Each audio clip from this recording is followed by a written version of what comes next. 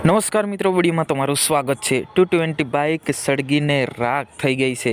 જી હા મિત્રો, આ ઘટના ક્યાં બની છે, ક્યારે બની છે, તમામ માહિતી જાણવાની આપણે કોશિશ કરીશું। એ પહેલાં ચેનલ પર નવા આવ્યા હોય તો ચેનલને સબસ્ક્રાઈબ કરી નાખજો, જેમ કે અવારનવારના વિડીયો તમારા સુધી હું પહોંચાડતો હોય છે। જી હા મિત્રો, આ ઘટના છે તણખલામાં બની છે। લગભગ 2 વાગ્યાની આજુબાજુ જે આ ઘટના છે, આ બાઇક છે, પલ્સર બાઇક છે, અચાનક સળગી ગઈ હતી। સળગી તો ગઈ હતી, પરંતુ જે બાઇક ચાલક છે એમનું શું થયું છે કદાચ તમને ખબર ના હોય છે, તો આ વિડીયોની અંદર તમને હું બતાવી દઈશ।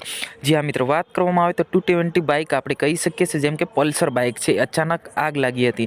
મિત્રો, તમે ઘણું બધું તમે સાંભળ્યું હશે, ગેસનું જે પણ વાહન હશે એને બ્લાસ્ટ થતું હોય છે, પરંતુ પેટ્રોલવાળી બાઇકોમાં પણ આવું થઈ શકે છે, કેમ કે આ મોટી દુર્ઘટના જે થઈ કહી શકીએ છીએ। જેમ કે જે બાઇક ચાલક છે એને બચાવી લેવામાં આવ્યો છે, જેમ કે અગર જો બાઇક ચાલક ઉપર ચાલુ બાઇકમાં આવું જો બ્લાસ્ટ થયું હોત તો બાઇક ચાલક ઘટના સ્થળે એમનું કંઈક થઈ શક્યું હોત, પરંતુ જે આ બાઇક ચાલક છે અચાનક ધીમી બાઇક કરી હતી અને એવામાં જો અચાનક આગ લાગી ગઈ, એવામાં જે બાઇક ચાલક છે બાઇક છોડીને દૂર ભાગી ગયા, જેથી કરીને આ બાઇક ચાલક છે સુરક્ષિત બચી ગયા। જે આ ઘટના છે તણખલામાં બની છે, લગભગ 2 વાગ્યાના ગાળામાં આ જે ઘટના બની છે। તો ખરેખર મિત્રો, એવું પણ આપણે ધ્યાન રાખવું જોઈએ કે ટાઈમ ટુ ટાઈમ આપણે જે બાઇકનું પણ આપણે સર્વિસ કરાવવું જોઈએ, જેથી કરીને આવી મોટી દુર્ઘટનાથી બચી શકીએ। કેમ કે આ જો મોટી દુર્ઘટના બનતી જે જે બાઇક ચાલક છે સુરક્ષિત બચી ગયા છે, પરંતુ જે બાઇક છે આ 220 બાઇક છે